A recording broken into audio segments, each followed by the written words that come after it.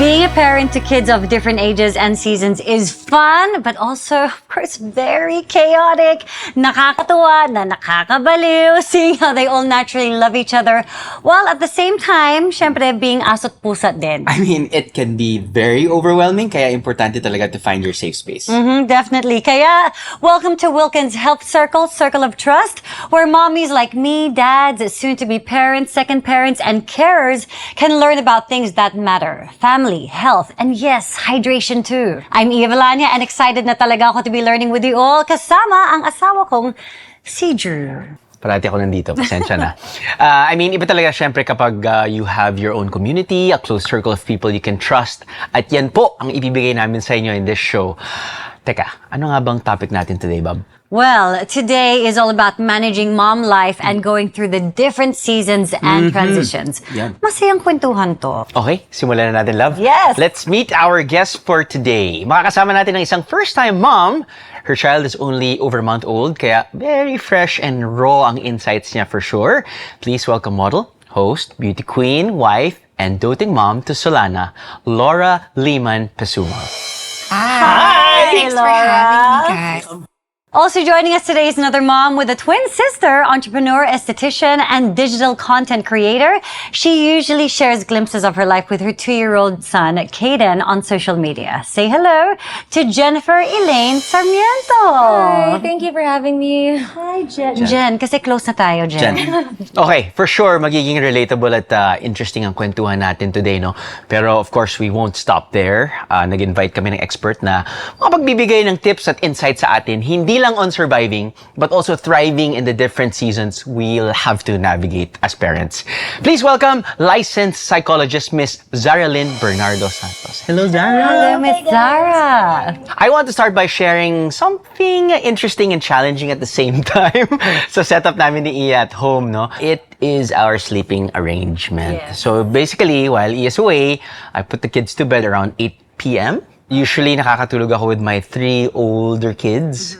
And then, when Iya gets home around 9 p.m., gigisingin naman niya ako and then I have to transfer I kick him out. Yeah, she kicks me out. I transfer to the other room to sleep with my 4-year-old. Actually, the challenge is, medyo clingy pa rin kasi ito si Astro. Kasi nga we all thought na siya yung bunso namin. But we were wrong. So he has been adjusting pa to having Anya around and adjusting to not sleeping with me. Right. That's really what it is. At kaya Jen and Laura, what do you tell yourselves when you're going through these challenging transitions in your motherhood journey?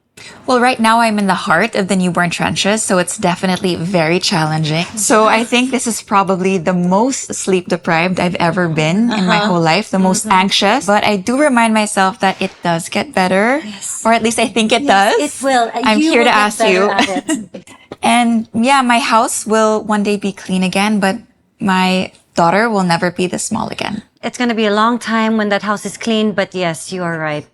I agree with Laura. It's okay to feel overwhelmed. And just like your child, you don't have to be perfect. This whole thing is a learning experience. And I would really tell myself that it really does take a village to raise a child. So it's okay to ask help from others. Honestly speaking, dyan ako bilib sa asawa ko. I mean, she mothers when she's sad, she mothers when she's happy, she's sick. She just mothers. So talagang hats off. Hats off talaga to all mothers. We don't have an off button, di ba? Wala eh. Ito naman, Ms. Zara. How can, I guess, moms and parents be more compassionate, be kinder to themselves during this really, really tough time? Unang-una, we should normalize imperfection. Let go of the perfect parent myth. Di totoo, okay? Ang meron is, instead of aiming to be perfect, let us aim to be present. More present sa mga anak natin. Pangalawa, practice gentle self-talk. Watch how you talk to yourself. Minsan kasi tayong number 1 basher ng sarili natin. Yeah. Kapag nagkamali ka, huwag mo agad husgahan yung sarili mo. Instead, be grateful, appreciate kung ano yung effort na ginagawa mo because you are trying your best. Pangatlo, acknowledge your thoughts and validate your emotions. Walang tama o maling emotion. Most of the time, we feel guilty dun sa nararamdaman nating emotion. So we tend to suppress it. But hindi natin siya napoproseso ng tama. So we have to acknowledge the emotions. Walang mali sa kanila. Sometimes, they are just thoughts. They are not facts. So we can reframe them. And lastly, make room for rest and joy. Practice self-care. Sabi nga, parenting is full of giving. Pero you can't pour from an empty cup. So give yourself permission to breathe, to rest, to be human, and to do things that you love. Sabi natin, ito yung pinakamahalaga eh. So, eat well and hydrate well. When you're hydrated, you're less prone to irritability and stress. Hydration is really essential to our well-being, kaya buti na lang we have Wilkins Distilled, the water brand most trusted by doctors and moms nationwide. So now, I want to throw this question, okay, to Laura and Jen. Okay, how do you guys show up for yourselves? Well, it's a tough balance, especially with a newborn. They need you 24/7. They're so vulnerable. But I like to remember that you are the best parent when you are at your best self, right? And I think it also helps when you have a good partner who takes shifts with you and who can take on some of the load and responsibility as well. Honestly, it's a daily balancing act. Motherhood can be all-consuming. It can get tiring. Sometimes you tend to lose yourself. Like, sometimes I feel like it's too noisy, but I have to constantly remind myself that it's always best to give a bit of me time. Like, I do my Pilates, I preoccupy myself with my business, and I feel a bit better because, again, what Laura said, to be the best parent, you have to be the best version of yourself. Yeah, I think that's why Drew and I really make it a point, like we have to get our workout in.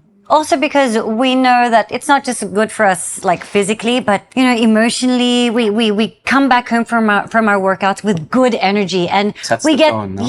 it sets the tone at home, and we get to share, and that good energy overflows out from us and into our home towards our children. Paano nga ba yun, Ms. Zara? I mean, what does self-love or self-care look like for moms? Alam nyo, self-care starts with proper nourishment and hydration because it affects both our physical and mental well-being. Hydration is essential in mood regulation, stress management, and boosting energy levels. Don't wait until you're thirsty to drink. Always have a water bottle with you and sip from it throughout the day. My next tip is to schedule a time for yourself every day without any guilt. Minsan having 10 to 15 minutes a day to parang read your favorite books, magkape lang, okay, will make a big difference. And balance is not about perfection. It's about permission. Permission to pause, to breathe, to be human, and most importantly, to take a rest. Hindi mo rin kailangan mapagod. The goal is not to suffer in silence, okay, but to lead with love. Wow. And that includes loving ourselves too. So, modeling self-respect and self-care is one of the best gifts na pwedeng mabigay natin sa mga anak natin. And one more thing, reconnect with passions and people who know the old you.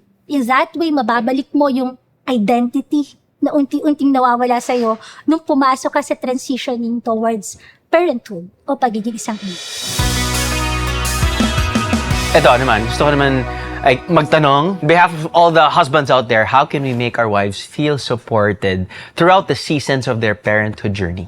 Well, for me, it's really being a hands-on dad. I'm so grateful that my husband takes on the load with me, shares the shifts. And, I read this quote, I think it was on Instagram or somewhere online, and it read, when you choose a partner, you're not only choosing your husband, but you're choosing the father of your children. So that's very important to remember, and I'm just so thankful and so happy that I chose well. I'm happy naman with my choice. Thank you. No, but really, it is beautiful when the husbands can foresee the needs of the mama, right? It also helps when the mama speaks up and just says it straight to the point that I need you to do this. Yeah. Right? Tama ka dyan, Iya. It's really important to communicate and delegate. You are not supposed to do it alone. Talk to your partner, to your friends, to your family members, kung paano kanila matutulungan in every way possible. Okay? Kasi remember, parenting is not a solitary role. Huwag lang mag-focus sa traditional gender roles. Ang mga babae ay pwede ring tumulong sa financial stability ng family at ang mga lalaki ay pwede ring tumulong sa pag-aalaga ng kanilang anak at ng mga household chores. It's really a team. Noted on all these tips. Thank you so much. May tip din pala ako for husbands. Sometimes kasi you just have to listen to your wife's rants. Tama ba? Yes. Don't fight fire with fire. Assess the situation when you're both edgy and try to understand why your partner is upset. I think it will help you find your calm. Diba? Also, since dehydration can lead to irritability, I suggest always making sure that your wife has enough drinking water. Iinom na Inom ka na. ako. Like, ito nga, si Iya, usually nagbabaon ako sa'yo ng tubig mo, di ba? Para lang hindi mo makalimutan. At yung tubig na yan ay syempre Wilkins distilled. Of course, it's just my way, small way of taking care of her and lessening my risk na Mapag-initan. mapag-initan pa kapag umiit ang ulo niya ako dahil sa dehydration. As the generation would say it now, for reals.